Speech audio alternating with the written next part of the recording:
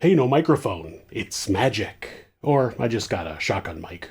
Hello, and thanks for stopping by and checking out my vlog. Before I begin, I want to make sure everyone knows that my other channel, Somewhere Sinister, is back and we have a ton of episodes coming your way. We hit 80,000 subscribers recently and I'm hoping you guys can help us hit 100,000. If you enjoy my other channel, This Is Monsters, you'll probably like Somewhere Sinister. We tell interesting stories that either deal with crime or are crime adjacent and show a more sinister side of the world. Each season we pick a different area and tell stories from there. The first season was the Pacific Northwest. We're currently on Season 2, the Deep South, and soon we'll move on to Season 3, the American Southwest. After that, we plan to leave the US and hit some more exotic locations. Check it out and hit subscribe if you like it. Let's get to 100,000 subs. Thanks so much. I've had people ask me how I became a YouTuber. I spent over 20 years in construction before I moved to doing a true crime channel on YouTube, which is my full-time job. I've also had people ask what I'm going to be doing in the Netherlands after we move, or if a job is the reason for our move. It seems that some people don't know that this is what I do full-time. I have my own company called Compound Creative, and I make creative content. Right now, that's the This Is Monsters YouTube show and podcast, the Somewhere Sinister YouTube show and podcast, and I guess this YouTube show. I am going to record a full album of music soon, and I would eventually like to produce a few full-length documentaries and put out some novels. I will continue to do this in the Netherlands, and the type of visa I'll be getting is specifically for a self-employed person to open their own business in the Netherlands. I started this company a few years ago after I quit my job in construction. I didn't grow up wanting to be a YouTuber because YouTube didn't exist then. I didn't know this would be an option when I was young.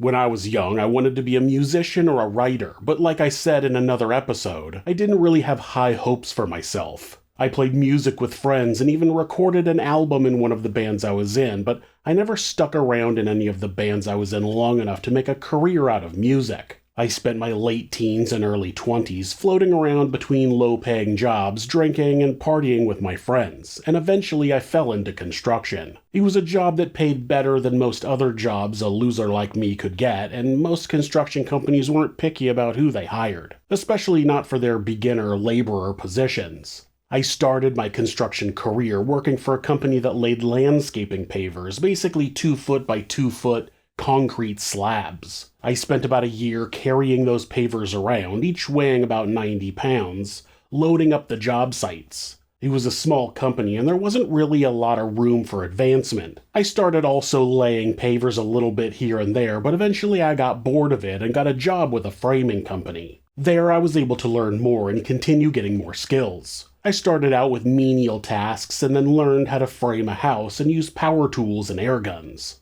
I think one of the few good things I got from my shitbag father was an understanding of construction. Building has always just made sense to me. I became a decent carpenter and eventually moved on from new construction to remodeling, which is where a lot more problem solving comes in. Framing new houses is easy, you just follow the plan, but when you dig into an existing house and try to build something new off of it, it rarely works out the way you expected. I've always been a bit of a lone wolf, so over the years I started my own construction companies in a few different locations. That gave me the perspective of what it took to run a construction company, but I decided it wasn't for me. I wasn't made to do all of the paperwork involved in running a construction business, so when I shut it down, the experience made me able to move into the world of construction management. I started as a site supervisor where I would manage an entire remodeling project on site. Then I became a project manager where I was managing 2 or 3 remodeling projects at a time. The last company I worked for, I was also doing estimating and project managing when COVID hit. Now, while I was working in construction, I was always doing something creative on the side. I've always written and recorded music. There was a time I literally recorded an acoustic guitar and vocals using free software and the built-in microphone on my cheap laptop. I wasn't doing it to sell, I was just doing it for me. I would also write. I wrote a novel once, but it was terrible and has since been lost. I had an external hard drive I kept creative projects on that was stolen, so I no longer have the files for the horrible novel or some of the songs I had written over the years. Eventually, I started a true crime blog called Monsters, where I would post stories about horrible people. It gave me something to do to practice and get better at writing. Then I started listening to a couple of true crime podcasts and thought, I could do that. I got a cheap microphone and started recording episodes. At the beginning of each episode, I would give an intro and then say, "This is Monsters," which I ripped off from the podcast Criminal, which is a great podcast. You should check it out. The first season of the podcast, which was still just titled Monsters, was audio only, but I had heard that you could get more listeners if you also posted the episodes on YouTube. So I used a service through my podcast host that would create a video for each episode with a background image and a little sound wave that moved with the audio and posted them to YouTube. By this time, though, I thought I should make the show name more unique, because if someone just searched Monsters on YouTube, I would be buried in a sea of other channels, so I rebranded the show This is Monsters. If you search that anywhere on the internet, my show is the only thing that comes up. So at this point, I was working full-time and spending nights and weekends writing and recording the podcast. But when COVID hit, the company I worked for had to temporarily shut down. I had a little more than a month where I was not working at all, but I was receiving a full-time salary. So I used that time to really crank out more content, and I started making videos to go over the audio. Then I went back to work part-time, working 20 to 25 hours a week for a couple more months. During that time, I had a few videos really take off and get a lot of views, and I think that kind of snowballed the algorithm that suggested my channel more, and my channel started rapidly doing better and better. By the end of 2020, I was making as much from YouTube as I was from my job, and I wanted to go for another 6 months and save a bunch of money before I quit. But as the workload at my construction job was picking back up, I started realizing that I couldn't do both. As my hours at work picked back up, I wouldn't be able to continue putting out the same amount of content, and by the end of January, I quit my job in construction and became a full-time YouTuber/podcaster.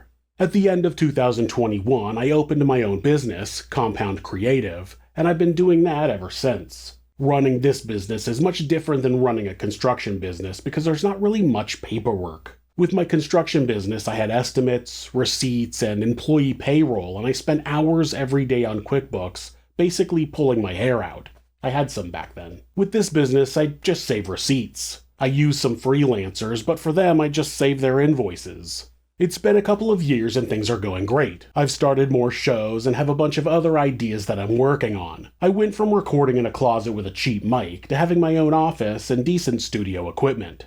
People ask how they can do what I did, and I don't really have an answer for that. I think things just happen to line up in the right way for me to get where I am now. Obviously, I put a lot of work into building up my channel. I worked 90 hours a week for at least a year to be able to get out the content that I was, and then I just happened to have a few videos get a bunch of views at the right time. So I always encourage hard work to anyone wanting to do something different. Hard work and patience will really pay off, but I have to give some credit to the little bit of luck that got my videos viewed as much as they did, and for COVID hitting when it did to give me the time to work as much as I did. All the ingredients were put into the pot at the right time, and my meal turned out to be a success. This also isn't my first venture into something creative. I'd tried other things in the past and they completely failed. Sometimes you have to just keep trying until you find that thing that hits the right way and you can keep growing.